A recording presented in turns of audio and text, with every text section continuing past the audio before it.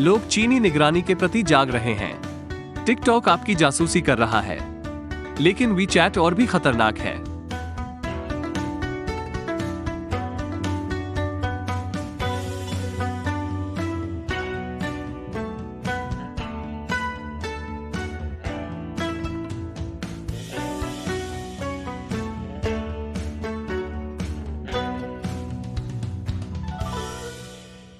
आपका स्वागत है।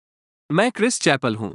इस महीने की शुरुआत में अमेरिका को पार करने वाला चीनी जासूसी का गुब्बारा इस बात का एक दृश्य अनुस्मारक था कि कैसे चीनी कम्युनिस्ट पार्टी दूसरे देशों की जासूसी करने और उन्हें धमकाने के लिए कुछ भी करेगी। यह एक विजुअल रिमाइंडर भी है कि वे क्या दिखाते हैं। लेकिन गुब्बारे हमारी चिंताओं में सबसे कम हैं। टिकटॉक जैसे चीनी ऐप्स लाखों उपयोगकर्ताओं की जेब में हैं और वे गोपनीयता और राष्ट्रीय सुरक्षा के लिए एक बड़ा खतरा है। सिर्फ शांति से खरीदारी करने की कोशिश कर रहे कॉस्टको सदस्यों के लिए खतरे का जिक्र नहीं। मैं कसम खाता हूं, अगर वो शुल्क नमूने रोक रही है तो मैं इसे खोने वाला हूं। मैंने पिछले एपिसोड में उल्लेख किया है कि कैसे चीन बड़ी मात्रा में डेटा एकत्र करने के लिए टिकटॉक का उपयोग करता है और इसका उपयोग पत्रकारों और अन्य लोगों को ट्रैक करने के लिए करता है। यहां टिकटॉक द्वारा एकत्र की जाने वाली सामग्री का केवल एक अंश दिया गया है। अगर आप टिकटॉक के बारे में और जानना चाहते हैं तो नीचे दिए गए लिंक पर क्लिक करें। लोग धीरे धीरे टिकटॉक के खतरे के प्रति जागरूक हो रहे हैं और वे धीरे धीरे इस पर प्रतिबंध लगा रहे हैं। लेकिन एक चाइनीज ऐप है जो और भी खतरनाक है, वीचैट। और सिर्फ आपके परिवार के साथ अंतहीन समूह चैट के कारण नहीं। वीचैट चीन का अन्य ट्रोजन हॉर्स है। दुनिया भर में 1.2 बिलियन से अधिक उपयोगकर्ताओं के साथ वीचैट टेंसेंट द्वारा विकसित एक ऑल इन वन ऐप है। वीचैट कुछ भी और सब कुछ कर सकता है, टिकटॉक के हास्यास्पद डांस वीडियो से कहीं अधिक। पाठ संदेश भेजने के अलावा वीचैट पर उपयोगकर्ता भोजन वितरण, ओला टैक्सी, पैसे भेजने, तारीख, खेल, एयरलाइन और मूवी टिकट खरीदने, डॉक्टरों की नियुक्ति करने, बिलों का भुगतान करने, सरकारी सेवाओं का उपयोग करने और कई अन्य चीजें भी ऑर्डर कर सकते हैं। ये सब कर सकता है। ये TikTok, Instagram, group, Uber, Venmo, Tinder, Steam, Ticketmaster, PayPal की तरह है और डीएमवी में लाइन में प्रतीक्षा करने के साथ एक बच्चा था। सुविधाजनक लगता है, यहां तक कि एलोन मस्क भी इसे अमेरिकियों के लिए दोहराना चाहते हैं। वाह! वीचैट चीन का सबसे खतरनाक निगरानी उपकरण है। चीन से आने वाले किसी भी ऐप की तरह वीचैट चीनी कम्युनिस्ट पार्टी का कृतज्ञ है। ये हांगकांग के विरोध प्रदर्शनों से लेकर कम्युनिस्ट पार्टी की कोविड नीतियों के बारे में शिकायतों तक सब कुछ की रियल टाइम स्वचालित सेंसरशिप का संचालन करने के लिए पाठ पहचान, दृश्य पहचान और अन्य पहचान उपकरणों के मिश्रण का उपयोग करता है। केवल एक चीज जो इसे सेंसर नहीं करेगी वो है अंतहीन, व्यर्थ समूह चैट। यहां तक कि चीन के बाहर वीचैट के उपयोगकर्ता भी सेंसरशिप और नियंत्रण से सुरक्षित नहीं हैं। वो सूची याद रखें जो मैंने आपको टिकटॉक द्वारा एकत्र किए जाने वाले डेटा के बारे में दिखाई थी। इसे एक गैजिलियन से गुणा करें और आपको वो मिलेगा जो वीचैट एकत्र कर सकता है।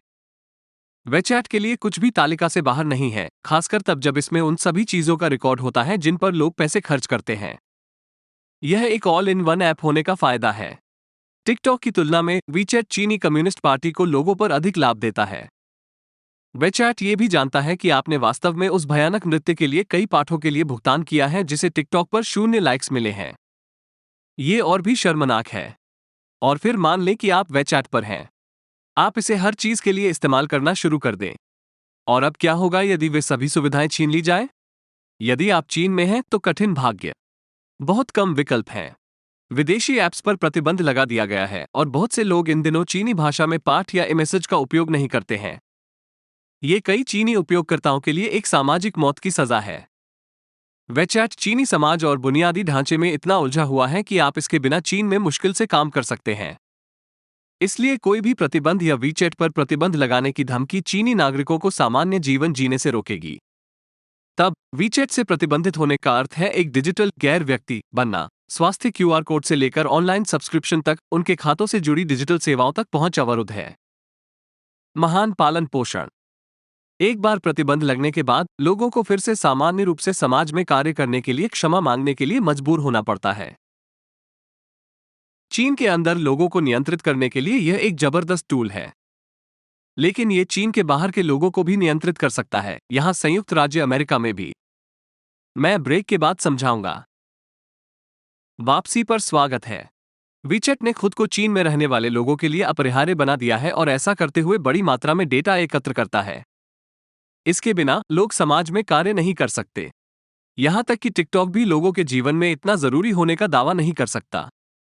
ऐसे लोगों के लिए भी और चीन के बाहर चीनी कम्युनिस्ट पार्टी अपने प्रभाव संचालन के लिए वीचैट का उपयोग करती है। जब गुप्त पुलिस विदेशों में धमकी जारी करती है तो वे अक्सर वीचैट पर ऐसा करते हैं। जब संयुक्त राज्य अमेरिका में अंडरकवर काम कर रहे सैन्य शोधकर्ताओं को चीन के दूतावासों से बात करने की जरूरत पड़ी तो उन्होंने वीचैट का इस्तेमाल किया। पार्टी वीचैट के माध्यम से विदेशों में पढ़ रहे सदस्यों के साथ समन्वय करती है। अमेरिका ने 2020 में तत्कालीन अमेरिकी राष्ट्रपति डोनाल्ड ट्रंप के तहत वीचैट पर प्रतिबंध लगाने पर विचार किया था। और हाँ, मैं एक सोशल मीडिया ऐप बैन की विडंबना भी देखता हूं जो ट्विटर का आदी था। लेकिन कैलिफोर्निया में एक न्यायाधीश ने वीचैट पर प्रतिबंध लगाने के ट्रंप के प्रयासों को रोक दिया। ACLU और केटो संस्थान सहित प्रतिबंध के आलोचकों ने तर्क दिया कि वीचैट पर कुल प्रतिबंध बहुत दूर तक जाता है। तर्क दिया जाता है कि प्रतिबंध सूचना, कला और संचार के प्रवाह को काटकर अभिव्यक्ति और संघ की स्वतंत्रता का उल्लंघन कर सकता है। यह विशेष रूप से उन लोगों को चोट पहुंचाता है जिनके चीन में मित्र और परिवार हैं, साथ ही वे जिनका व्यवसाय वीचैट पर निर्भर करता है। लेकिन क्या वीचैट के फायदे जोखिमों से अधिक हैं? नहीं, ये बेवकूफी है। इससे पहले कि फेसगज अधिक लोगों को पकड़े, वीचैट को रोकना होगा। वीचैट चीन की सीमाओं के बाहर उपयोगकर्ताओं के लिए एक गंभीर खतरा है। जैसा कि मैंने पहले कहा, एक बार जब लोग वीचैट पर अपना जीवन लगाना शुरू कर देते हैं तो चीनी शासन उनके धन सहित आवश्यक उपकरणों तक उनकी पहुंच को खतरे में डाल सकता है। चीन आपको बेनकाब करने की धमकी देकर आपको ब्लैकमेल भी कर सकता है। वास्तव में उस भयानक टिकटॉक नृत्य के लिए सबक मिला जिसने बमबारी की। वीचैट चीन के प्रवासियों के लिए जाल का काम करता है। मुक्त समाज में रहते हुए भी जहां कई समाचार स्रोत हैं, कई चीनी लोग वीचैट का उपयोग सूचना और संचार के लिए अपने मुख्य स्रोत के रूप में करते हैं। ऐसा इसलिए है क्योंकि पुरानी आदतों को तोड़ना मुश्किल होता है, और इसलिए भी क्योंकि वे चीन में लोगों के साथ संवाद करने के लिए वीचैट का उपयोग करना चाहते हैं। वीचैट लोगों को स्वेच्छा से एक ऐसे ऐप से जोड़े रखता है जिसे कम्युनिस्ट पार्टी नियंत्रित करती है। ये चीन के अंदर चीनी होने और विदेशों में चीनी होने के बीच की रेखा को धुंधला करता है।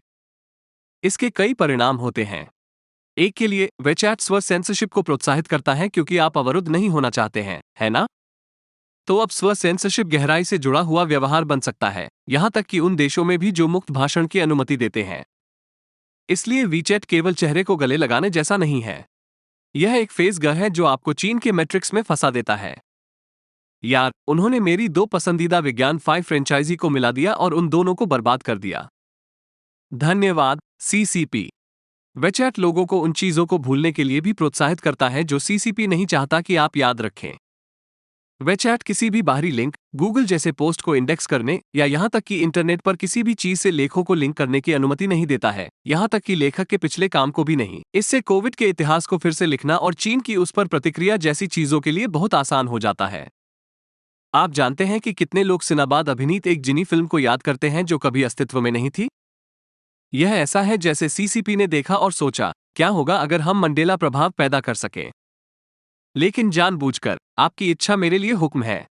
कुछ लोग वीचैट को बनाए रखने में सकारात्मकता देखने की कोशिश करते हैं, ये कहकर कि इसका उपयोग चीनी समुदाय के साथ नागरिक भागीदारी और सार्वजनिक संचार को सुविधाजनक बनाने के लिए किया जा सकता है। मुझे लगता है कि तत्कालीन ऑस्ट्रेलियाई प्रधानमंत्री स्कॉट मॉरिसन को मेमो नहीं मिला था। वीचैट ने उसे लात मार दी। यार, क्या आप कल्पना कर सकते हैं कि अगर किसी देश के नेता को किसी अन्य प्रमुख सोशल मीडिया प्लेटफॉर्म से हटा दिया जाए तो ये कितना पागलपन होगा? वाह, वो पागल हो जाएगा।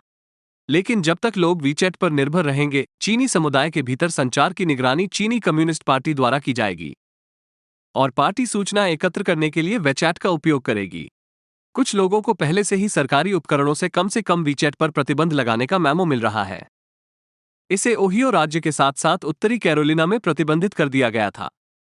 लेकिन जब तक विदेशों में चीनी लोग विविधता लाना नहीं सीखते और वीचैट पर कम निर्भर नहीं हो जाते, तब तक वे विस्तार से CCP पर निर्भर हैं। ओह, और टिकटॉक भी, क्योंकि वो भी सिर्फ आपके लिए ही खतरा नहीं है, लेकिन आपके आसपास हर कोई। और यह शो दर्शकों के सपोर्ट की वजह से संभव हो पाया है।